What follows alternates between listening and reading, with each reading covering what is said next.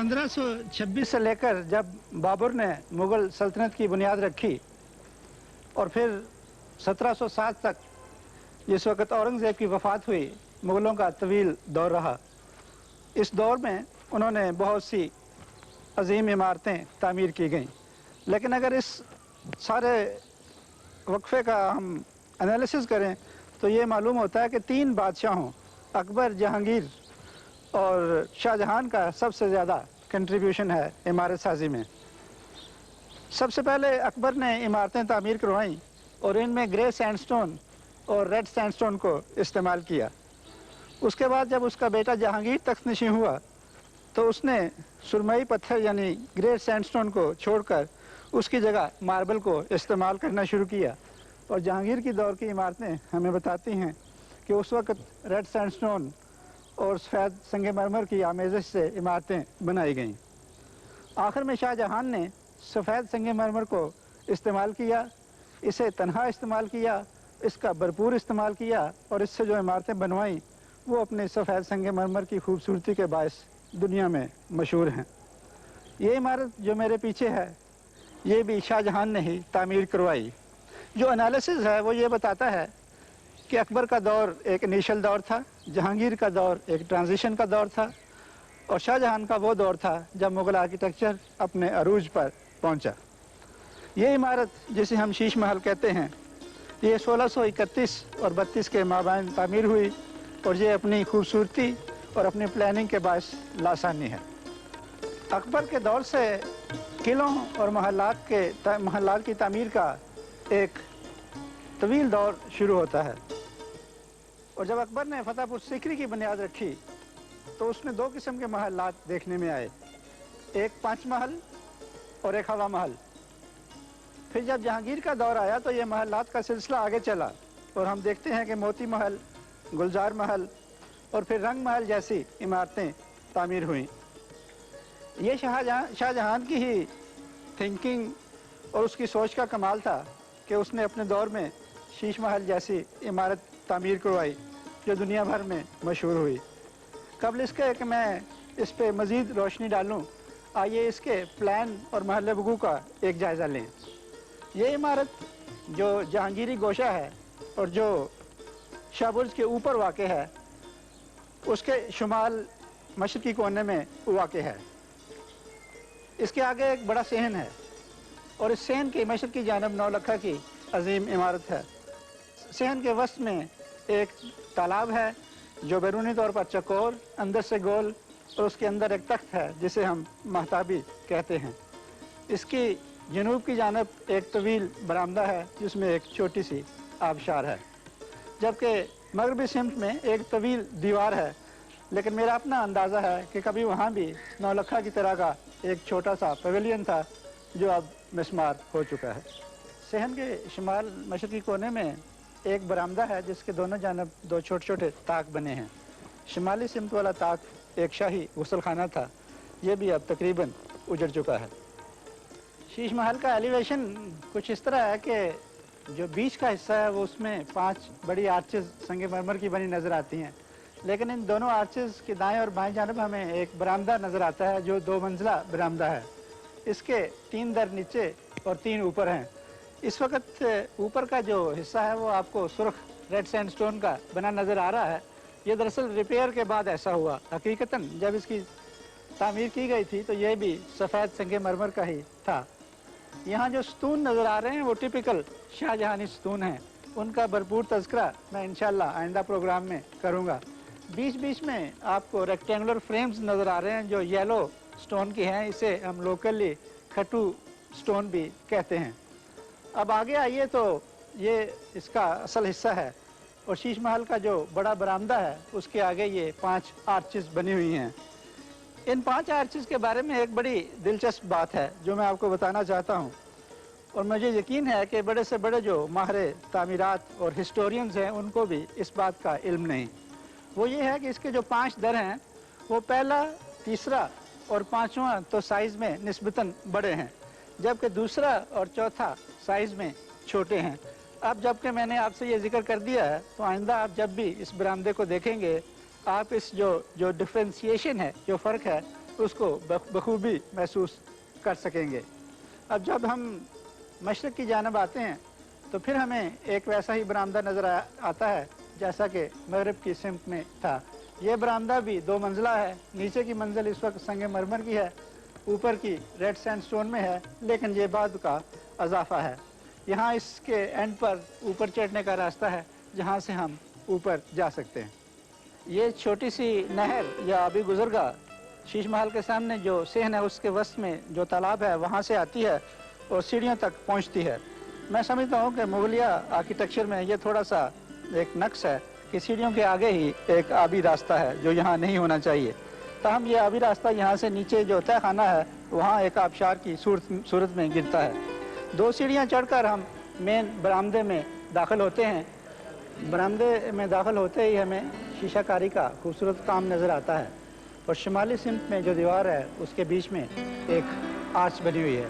इस आर्च की अपनी गहराई तकरीबन 1 मीटर से भी थोड़ी ज़ायद है। आगे चलकर हमें एक ताकचा नज़र आता है जो मुस्ततील शक्ल का है और इसके जो दोनों एंड्स हैं मशरिक़ और मगरिब वहाँ नीम गुंबददार छतें हैं जिनका तज़किरा आगे आएगा। एन शुमाली सरहद पर एक और आर्च के अंदर एक बड़ी सी जाली नस्ब है।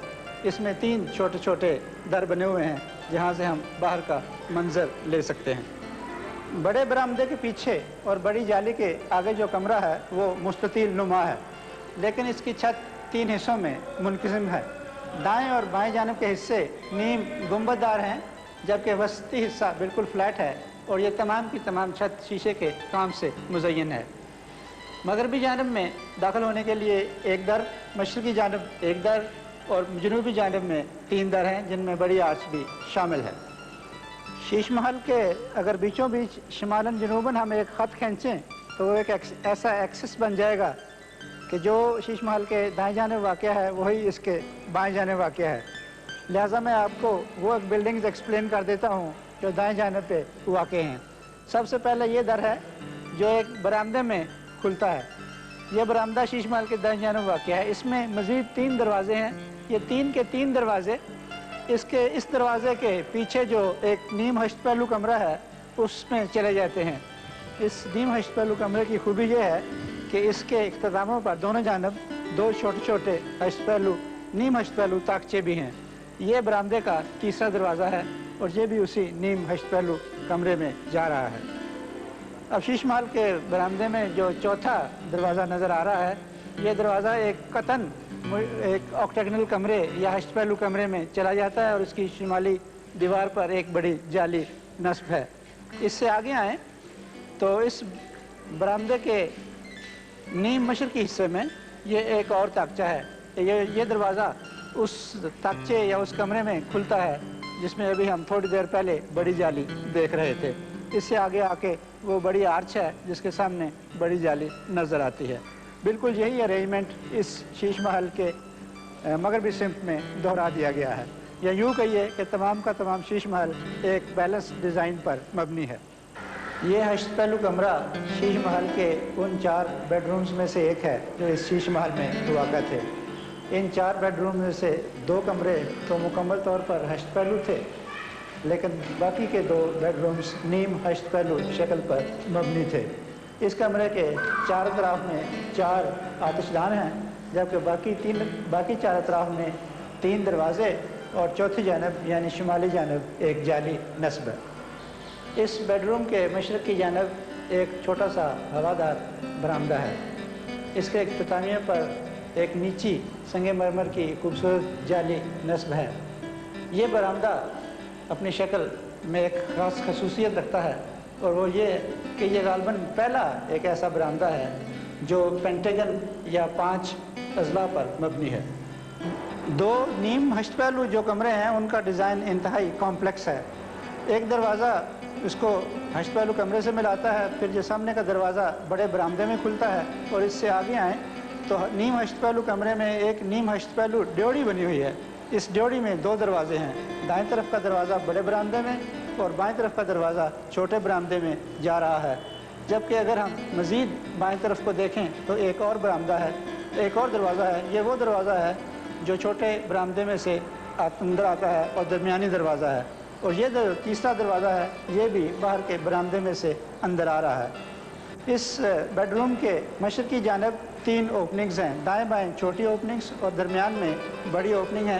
ان کے اختتام پر سنگ مرمر کی جعلی نصب ہے اور یہاں سے باہر کا منظر بخوبی دیکھا جا سکتا ہے۔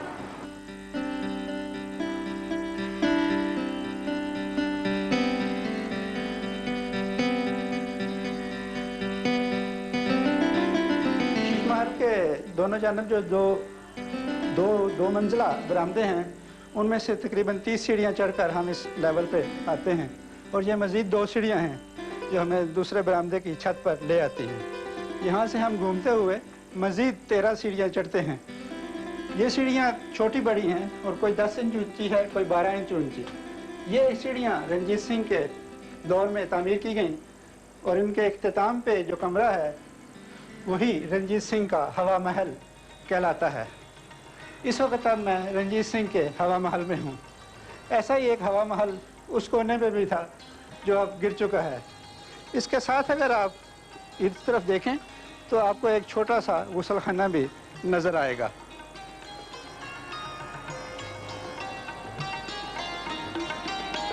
نیچے سے اب ہم شیش محل کی سب سے بالائی منزل پر آ چکے ہیں، اور اگر آپ اس تمام ایریا کا جائزہ لیں تو یہ آپ کو بالکل صحیح طور پر بتائے گا کہ شیش محل کا پلان کیا ہے۔ یہ بڑی جگہ نیچے کا برآمدہ ہے، اور یہ جو میرے سامنے بڑا کمرہ ہے یہ وہ مین ویسٹیبیول آپ کہہ لیں جس کے آگے بڑی سی جالی نیچے نصب ہے۔ کبھی یہاں بھی اس جگہ ایک بہت بڑا کمرہ تھا اور یہ در اس کے نظر آ رہے ہیں۔ اس سے یہ بھی ثابت ہوتا ہے کہ جو چھت کا لیول تھا وہ اس کے برابر تھا اور آگے کا حصہ صحن کا کام کرتا تھا، جبکہ ادھر اور ادھر کے حصے چھوٹے چھوٹے کمروں میں بانٹ دیے گئے تھے۔ میں نے کچھ پرانی پینٹنگز دیکھی ہیں جس میں قلعہ لاہور کی نمائندگی کی گئی ہے۔ اس میں جو یہاں کمرہ کبھی تھا اس کی چھت بھی اسی طرح دکھائی گئی ہے جیسا کہ 9 لکھا کی چھت ہے۔